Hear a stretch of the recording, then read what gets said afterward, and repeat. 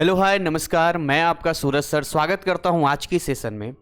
NIS board में आने से पहले या फिर आने के बाद एक सवाल जो अक्सर दिमाग में घूमता है कि एनआईएस एग्जाम में ऐसे कितने मार्क्स मिनिमम हमें लाने होंगे जिससे कि हम एनआईएस एग्जाम पास हो जाएं।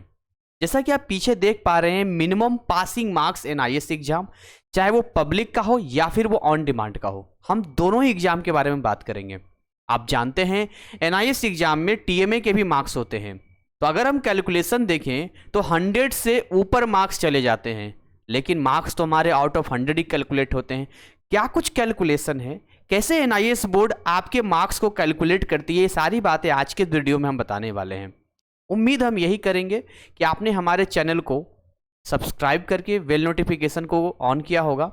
इससे क्या होता है कि एक तो सही समय पर वो सारे वीडियोज जो आपके लिए बहुत इंपॉर्टेंट है समय पर आपको मिल जाते हैं, और दूसरा ये हमें भी एक मोटिवेशन मिलता है ताकि हमें ऐसा लगता है कि हम आप जैसे विद्यार्थियों के लिए ज़्यादा से ज़्यादा एनर्जेटिक वे में काम कर सके। तो चलिए स्टार्ट करते हैं आज की इस सेशन को। यहाँ पर हम आपको समझाना चाहेंगे कुछ ऐसे ऐसे सब्जेक्ट्स जो अलग अलग थ्योरी एंड प्रैक्टिकल मार्क्स होते हैं। हम जिसमें बात करेंगे टाइप 1, टाइप 2 एंड टाइप 3। देखो, अगर यहाँ पर हम टाइप 1 की बात करते हैं तो टाइप 1 में कुछ ऐसे सब्जेक्ट हैं जिनका जो थ्योरी एग्जाम है वो 80 मार्क्स का होता है और जो प्रैक्टिकल है वो 20 मार्क्स का होता है। ऐसे कौन कौन सब्जेक्ट है, मैं कुछ आपको नाम बता देना चाहूँगा। जैसे साइंस वाले सब्जेक्ट हो गए, फिजिक्स, केमिस्ट्री, मैथ, बायोलॉजी, या कुछ और भी ऐसे सब्जेक्ट हैं जिनके अंदर प्रैक्टिकल होता है, तो यही सेम रेशियो में 80 और 20 में वो जाते हैं। अब मिनिमम मार्क्स की बात आ रही है तो मिनिमम मार्क्स होता है 33%। हमें ये बात बहुत ही क्लियरली समझना होगा कि 33% कभी भी ओवरऑल नहीं होता है, यानी कि आपका थ्योरी प्लस प्रैक्टिकल मिलाकर 33% नहीं निकाला जाता है, ये सेपरेट 33% होता है। यानी एक तिहाई अगर देखिए 80 का एक तिहाई कितना होगा, अगर 80 को 3 भागों में हम बांट दें, 33% हमें निकालना हो तो लगभग 26 मार्क्स आता है। यानी कि आपको ये बहुत ही समझना, अच्छे तरीके समझना होगा कि आपको आउट ऑफ 80 में से 26 नंबर लाना होगा, 26 लाना होगा यदि 80 नंबर के थ्योरी पेपर है। यानी 26 से नीचे आपका आता है तो आप यहाँ फेल माने जाएंगे। उसी तरीके से प्रैक्टिकल की बात करें तो प्रैक्टिकल में अब हम डेसिमल में तो नहीं जाएंगे, लेकिन अप्रोक्स हम कह सकते हैं इसका एक तिहाई 7 नंबर। यानी अगर 7 मार्क्स आउट ऑफ 20 आपका आता है तभी आप प्रैक्टिकल में पास माने जाते हैं। तो ये मैं आपको केवल बता रहा हूं मिनिमम मार्क्स का। आगे मैं आपको बताऊंगा कि कैसे एडजस्ट किया जाता है टीएमए के मार्क्स, प्रैक्टिकल के मार्क्स एंड थ्योरी के मार्क्स, और ये जानना आपके लिए बहुत ही इंपॉर्टेंट है, जिससे कि आपको ये आइडिया लग सके कहां पर कितना काम करना है। कुछ ऐसे सब्जेक्ट हैं डाटा एंट्री वगैरह जिसमें थ्योरी केवल 40 नंबर का होता है और प्रैक्टिकल हमारा 60 नंबर का होता है। अब ऐसे कंडीशन में आप फिर से वही फॉर्मूला यहाँ यूज करेंगे, और वो फॉर्मूला बहुत ही सिंपल मैं आपको बता रहा हूँ, ध्यान से देखिए वो फॉर्मूला क्या मैं आपको बोल रहा हूँ। मैं आपको यहाँ पर बोल रहा हूँ कि अगर 40 नंबर है, 40 को 3 भागों में बांटेंगे, है ना, तो लगभग हम ये बोल सकते हैं 13 को 3 से करेंगे तो आपका 39 पहुंचता है, तो हम 14 मान लेते हैं।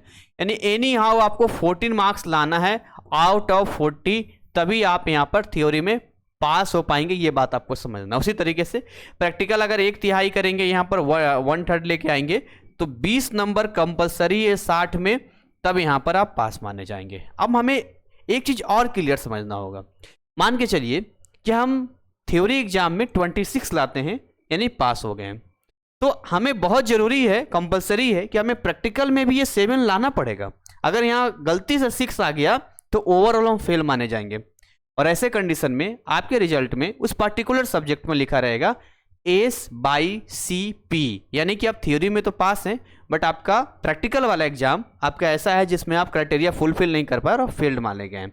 अगर आप मान लो प्रैक्टिकल में पास है, थ्योरी में इससे कम आता है, तो वहां पर लिखा रहेगा S/CT, T for last theory exam. तो ये चीजें हमें समझनी होगी, दोनों में फेल होंगे, नॉर्मल S/C लिखा रहेगा। अब सेम यहां भी फॉलो होता है। अब यहां पर आते हैं टाइप 3 वाले कुछ ऐसे सब्जेक्ट, जैसे कि आप पेंटिंग की बात कर लीजिए, 30 नंबर का थ्योरी होता है और 70 नंबर का प्रैक्टिकल होता है।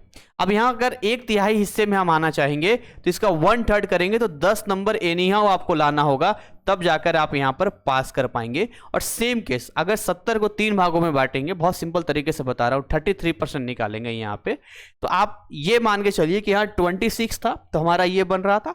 आप यहाँ पर मान के चलिए 23 जाता है, लेकिन हमें 24 लेके आना होगा, डेसिमल में तो जाएंगे नहीं। और ये 70 में कम से कम आपको 24 मार्क्स लाना पड़ेगा, तभी जाके यहाँ पर आप यहाँ पर पास माने जाएंगे। तो ये तो बात रही मिनिमम मार्क्स की, इससे कम आपको एनी हाउ स्कोर नहीं करना है, अदरवाइज आप फेल हो जाएंगे। दूसरा सवाल हमारे मन में ये आता है कि जब हम बात करते हैं मार्क्स के कैलकुलेशन की, वो भी तब जब हमारे पास असाइनमेंट के भी नंबर होते हैं। अब छोटा सा कैलकुलेशन आपको देना चाहेंगे, देखिए मैं आपको कैलकुलेशन देता हूँ, आपको बड़ा शॉकिंग लगेगा ये जान के। जैसे मान के चलो, मैं आपको एग्जांपल दे रहा हूं, हमारा थ्योरी है मान लो 80 नंबर का, है ना, मान लो प्रैक्टिकल हमारा है 20 और मान लो टीएमए हमारा है 20। अब इन तीनों के यदि ऐड करेंगे तो 80 + 20 100 और 100 + 20 ये टोटल जाता है 120, यानी 120। बट हमें जो मार्क्स मिलते हैं वो आउट ऑफ 100 मिलते हैं। तो यहां पर क्या किया जाता है कि परसेंटेज वाइज काम किया जाता है। परसेंटेज वाइज कैसे काम किया जाता है, देखिए प्रैक्टिकल के साथ कोई छेड़छाड़ नहीं किया जाता है, यानी जो आपके प्रैक्टिकल के मार्क्स होते हैं वो जैसे जितने होते हैं उतने ही रखा जाता है। लेकिन इधर जो अपना ये थ्योरी वाला है और ये जो टीएमए वाला है, इन दोनों में कुछ एडजस्ट किया जाता है। कैसे एडजस्ट किया जाता है इसको हम थोड़ा समझाना चाहेंगे। देखिए वो क्या करते हैं, इस बात को समझिएगा, थोड़ा सा समझना पड़ेगा आपको। ये 80 को 64 में कन्वर्ट कर देते हैं। अब इसका क्या हिसाब किताब है, थोड़ा सा आपको हम क्लियर अभी कर देंगे। जैसे ये 80 बन जाता है 64, ठीक है, और ये जो 20 है ये बन जाता है 16। अब ये कैसे हिसाब किताब जा रहा है, क्या कुछ सिस्टम यहां पर है, तो इसको थोड़ा सा समझिए। यहां पे कि अगर मान लो आप 80 नंबर में से 40 नंबर लाते हैं तो वहां पर 40 नंबर शो नहीं करेगा। 80 का अगर वो 50% है, आधा है, तो वो 64 का आधा 32 शो करेगा। मतलब आपका एक्चुअली में 40 मार्क्स है पर वहां शो करेगा 32। इसके पीछे रीजन क्या है कि हमें एडजस्ट करना है भाई। और ये 64 और 16 ही क्यों, तो अगर छोटा सा कैलकुलेशन आप साइड में करेंगे ना 64 16 को, तो ऑटोमेटिक ये 80 बन जाएगा। यानी कहने का मतलब है कि ये जो थ्योरी है और टीएमए है, इसको इस तरीके से एडजस्ट किया जाता है कि 80 बन जाते हैं और प्रैक्टिकल हमारा 20 होता है, और वापस वही 80 और 20 मिलके 100 हो जाता है।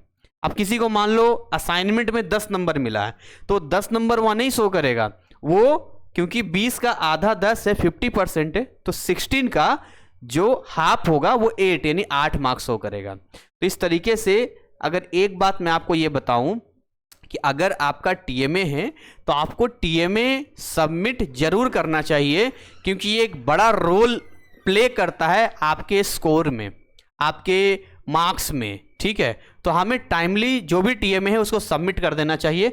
बाकी प्रैक्टिकल में भी हमें विशेष ध्यान देना चाहिए कि प्रैक्टिकल में भी हम फाइल अच्छे से बनाएं और जो सेंटर पर हमारा अच्छा परफॉर्मेंस करें। हालांकि प्रैक्टिकल में कोई फेल नहीं करता है, एक प्रैक्टिकल एग्जाम ही है जहां आपको जो बहुत सहूलियत मिलती है और बहुत आसान से आप पास कर जाते हैं। थ्योरी में मेन आपको काम करना होता है, और ये जो पूरा खेल है ये थ्योरी एग्जाम का है। असाइनमेंट भी आप घर पे बैठ के लिख लेते हैं, प्रैक्टिकल का भी कोई दिक्कत नहीं है, जानता है परफॉर्म क्या हो गया। मेन थ्योरी में बच्चे फंसते हैं, और थ्योरी एग्जाम के लिए हमने आपके लिए ऐप डिजाइन किया है GCC NIS क्लासेस, जहां बहुत सारे कोर्सेस हैं जो हमारे अलग अलग फैकल्टीज के जरिए है। मैंने खुद भी पढ़ाया है, बहुत सारे फ्री के कंटेंट भी हैं, अफोर्डेबल भी हमने रखा है ताकि कम प्राइस में बच्चे उसको परचेज करके पढ़ सकें और कम समय में अच्छा परफॉर्म कर सकें। तो थ्योरी एग्जाम को लेकर हमें ये बात समझनी पड़ेगी कि समय क्योंकि हमारे पास कम होता है और सिलेबस बड़ा होता है, तो हम कुछ इस तरीके से अपना प्लान बनाएं, टाइम टेबल बनाएं, क्योंकि अगले कुछ महीनों में, कुछ दिनों में हम सही वे में अपने आप को उस लायक बना सकें कि एटलीस्ट एग्जाम में सबसे पहले तो पासिंग मार्क्स क्रॉस कर जाएं, एंड देन उसके बाद जितना बोनस समझिए प्लस पॉइंट, जितना हम अच्छा मतलब पढ़ते जाएंगे उतना अच्छा हमारा नंबर जो है बढ़ता चला जाएगा। तो ये चीजें आई होप आपको समझ में आ गई होगी। तो आपको ज्यादा इसमें टेंशन नहीं लेना है कि क्या होगा कैसे होगा, बस अपना आप काम करो। बारीक कैलकुलेशन से आपको कोई मतलब नहीं है, बस समझाने के लिए बताया है। मेन आपको इन पे ध्यान देना है कि एनी हाउ जितना भी मार्क्स आपको दिख रहा है उसका 1/3 निकाल लेना, उतना मार्क्स आपको कंपलसरी है लाना होगा। बस छोटी सी बात है। और बाकी ऐसे बच्चे फेल नहीं करते हैं, बहुत बच्चे हैं जो यहाँ पर पास करते हैं। बट वही है ना, पास करने के लिए थोड़ी ना केवल आप आए हैं तो अच्छे मार्क्स आए, क्योंकि भाई एक बार 12th का मार्कशीट आपके हाथ में आ जाएगा, नंबर आ जाएगा, तो लाइफ लॉन्ग आपके लिए एक तो प्राउड वाली बात होती है, दूसरा करियर वाली बात होती है कि पता नहीं आगे कौन सा यूज हो जाएगा इसे लाइफ में, कौन से जॉब में काम आ जाए या कौन से फील्ड में काम आ जाए, हम नहीं जानते हैं ना। तो क्यों ना ये जो समय है उस समय का इस्तेमाल किया जा सके। और मेन बात है इस समय में ना आप अफोर्ड कर सकते हैं। क्या अफोर्ड कर सकते हैं?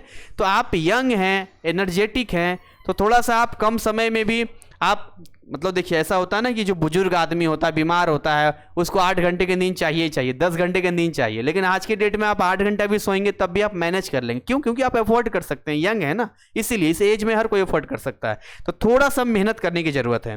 तो यहाँ पर देखिए हमने जो है आपके लिए बहुत सारे नंबर यहाँ पर दिए हैं। जैसे एक नंबर यहाँ पर मैं आपको बताना चाहूँगा, ये जो नंबर आपको दिख रहा है ये 9643480201। अगर आपको स्टडी से रिलेटेड कोई प्रॉब्लम है तो आप इस नंबर पे हमें कांटेक्ट कर सकते हैं। ये एक और नंबर दिया है 7982449432। अगर आपको ऐसा लगता है कि आप NIS में आ गए हैं या कोई जनरल इंक्वायरी है तो वहां हमें पूछ सकते हैं। और एक नीचे नंबर जो मैं साइड में यहाँ पर लिख देना चाहूंगा, ये नंबर यहाँ पे, ये एडमिशन से रिलेटेड नंबर हमने दिया है। ये नंबर है 9289377247। ठीक है, इस नंबर पे आप कौन से बच्चे यहां पर हमें कांटेक्ट करेंगे? तो वो बच्चे जो कि NIS में रजिस्ट्रेशन लेना चाहते हैं या कुछ ऐसी चीजें जो कि एडमिशन ले चुके हैं बट वहां कुछ प्रॉब्लम हो रहा है, तो ये बच्चे यहां पर कांटेक्ट करेंगे।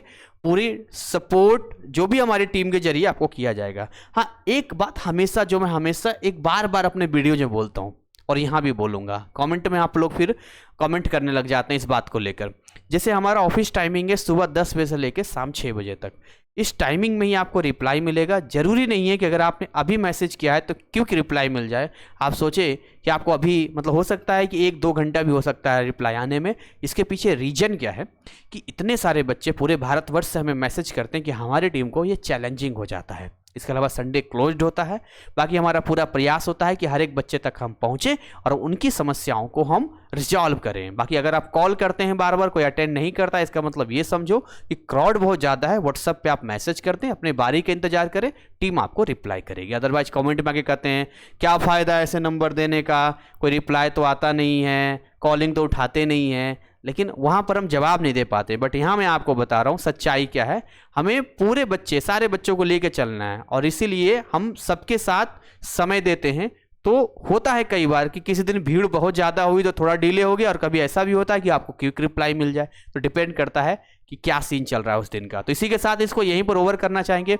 उम्मीद करेंगे कि आप जिस मकसद से भी NIS में आ रहे हैं वो सारी चीज़ें आपकी क्लियर हो गई होगी। क्योंकि सबसे पहली चीज़ ये होता है किसी भी जगह पर जाने के पहले या बाद हमें वहाँ का पूरा सिस्टम मालूम होना चाहिए। और अगर आपको नहीं मालूम है तो हमारे चैनल पर जाइए, बहुत सारे अपडेट्स हम देते रहते हैं। डिस्क्रिप्शन में भी हमने दिया है, जिन वीडियोज़ को देखकर आप NIS के बारे में ज़्यादा जानकारी ले सकते हैं। इसके अलावा हमने free WhatsApp and Telegram channel बनाया है जो आपको NIS की दुनिया में अपडेट रखता है, जिसका लिंक डिस्क्रिप्शन में दिया है। तो इसी के साथ इसको यहीं पर ओवर करेंगे। Thank you so much, wish you all the best. जय हिंद, जय भारत।